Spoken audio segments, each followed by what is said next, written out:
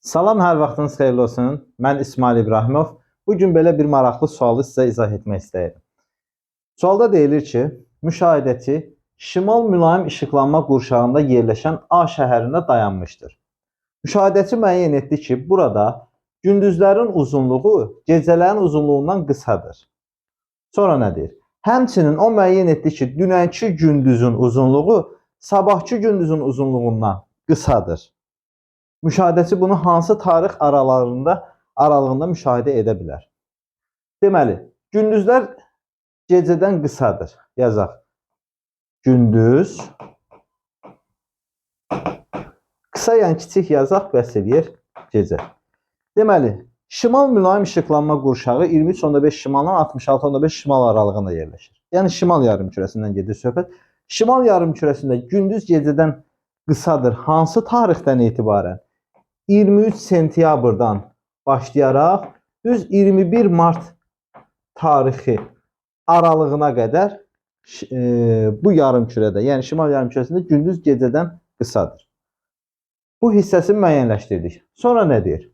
Həmçinin müəyyən etdi ki, dünənki gündüzün uzunluğu sabahki gündüzün uzunluğundan qısadır. Yəni yazaq.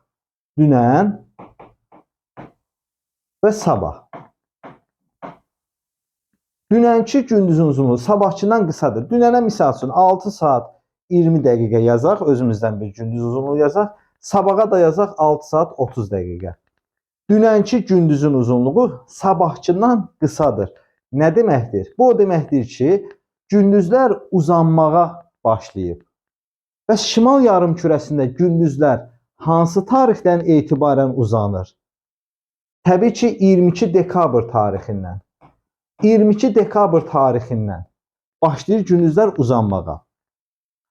Və 22 dekabr tarixindən 21 mart tarixinə qədər gündüzlərin uzunluğu gecələrdən qısa olsa da, amma uzunluq getdikcə artır və mart ayının 21-də bərabərləşir. Deməli, müşahidəçi bunu 22 dekabrla 21 mart aralığındakı istənilən bir tarix aralığında deyə bilər. 10-15 aprel getdi. 25-30 mart getdi.